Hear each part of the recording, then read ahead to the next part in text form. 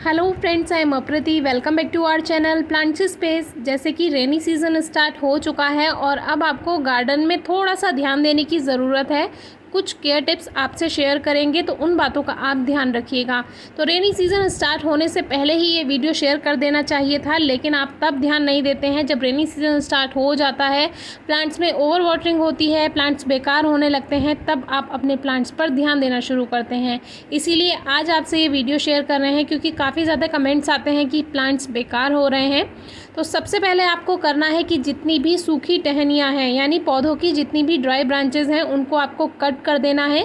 क्योंकि प्लांट में डाईबैक का जो सबसे बड़ा कारण होता है, यानी कि ऊपर से नीचे की तरफ प्लांट सूखना शुरू हो जाता है जैसे ही उनमें सूखी टहनियाँ बनती हैं। तो सूखी टहनियों को आपको प्लांट से रिमूव कर देना है, कट कर देना है। सेकंड, जो भी आपने मल्चिंग की हुई है प्लांट्स में, या जितनी भी सूखी पत्तियां प्लांट्स में लगी हुई हैं, उनको तुरंत हटा देना है, रिमूव कर देना है।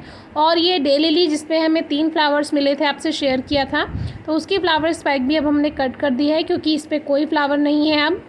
तो फ्लावर्स आने के बाद आप जो फ्लावर स्पाइक हैं उनको कट कर सकते हैं, चाहे रजनीगंधा हो, चाहे फुटबॉल लिली हो, चाहे अमेरिलिस लिली हो या डे लिली हो। तो जो फ्लावर स्पाइक है उनको आप कट कर सकते हैं।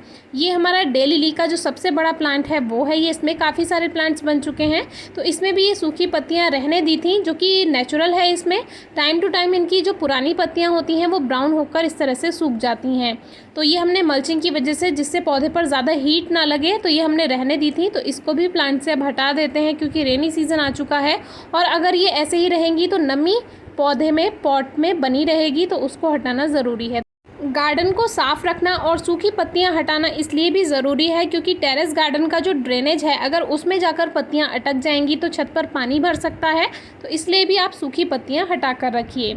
सबसे ज़रूरी बात जो कि हम सबसे ज़्यादा नोटिस करते हैं, बहुत से व्यूअर्स जो होते हैं जब वो फ़ोटो शेयर करते हैं हमसे, तो उनके पॉट्स काफ़ी खाली रहते हैं, यानी कि मिट्टी कम भरते हैं वो पॉट्स में। तो वो सबसे बड़ा कारण होता है मिट्टी में ओवर मॉइस्चर का, यानी कि जो पौधा मरता है सबसे ज़्यादा वो नमी से ही मरता है, ओवर मॉइस्चर से मरता है। तो आपको मिट्टी जो है बारिश के दिनों में गमले में लगभग फुल ही रखनी है। लगभग 1 इंच ही आप पॉट को खाली रखिए, नहीं तो बारिश के दिनों में जब लगातार बारिश होती है कुछ दिनों तक, तो फिर इसमें पानी भरा रहता है, जिसकी वजह से सॉइल में ओवर मॉइस्चर हो जाता है। तो गमले को भरकर ही रखिए, बहुत ज़्यादा खाली उसको नहीं रखना है, मिट्टी उसमें रहनी चाहिए जिससे ज़्यादा पानी ना भर पाए। जैसे कि आप ये पॉट देख ही सकते हैं।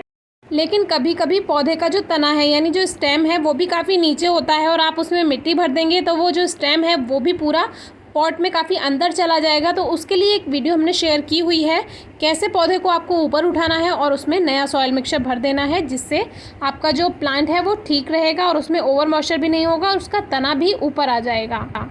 नेक्स्ट, बारिश के दिनों में सबसे ज़्यादा आपको ध्यान रखना है उन प्लांट्स का जिसको पानी की कम ज़रूरत होती है, जैसे कि बल्ब वाले पौधे जितने भी हैं, या जो कैक्टस या सक्लेंट हैं, उनको आपको बारिश से बचा कर रखना है। सक्लेंट और कैक्टस को तो बारिश से बचाना ज़रूरी है। अडेनियम को भी कम पानी की ज़रूरत होती है, लेकिन इन प्लांट्स के जो सॉइल मिक्सचर आपने बनाया है, पॉटिंग मिक्स बनाया है, अगर उसमें आपने कंकड़ पत्थर मिलाए हुए हैं, फिर तो आप उसको बारिश में भी रखा रहने दे सकते हैं। लेकिन फिर भी अगर ड्रेनेज अच्छा नहीं है, वेल ड्रेन सॉइल नहीं है, तो उसको आपको बारिश से बचाना होगा।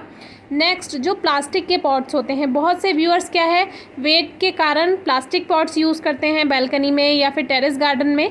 तो प्लास्टिक के पॉट्स में आप देख सकते हैं कि जो मिट्टी के गमले हैं उनकी मिट्टी सूख चुकी है, लेकिन प्लास्टिक के जो पॉट्स हैं उसकी मिट्टी अभी भी गीली है।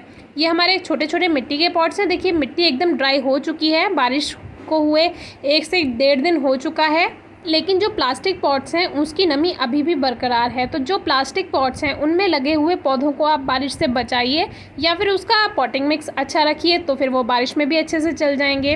तो आगे आप बारिश के मौसम में रीपॉटिंग कर सकते हैं, सीड्स ग्रो कर सकते हैं और कटिंग्स ग्रो कर सकते हैं, तो वो तो हम आपसे शेयर कर ही देते हैं।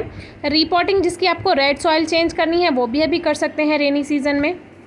जिन प्लांट्स का अभी फ्लावरिंग टाइम है या ग्रोथ टाइम है, उनकी आप प्रूनिंग बिल्कुल ना करें, क्योंकि यही सीज़न है, उसके लिए आप फरवरी मार्च का टाइम चुनें।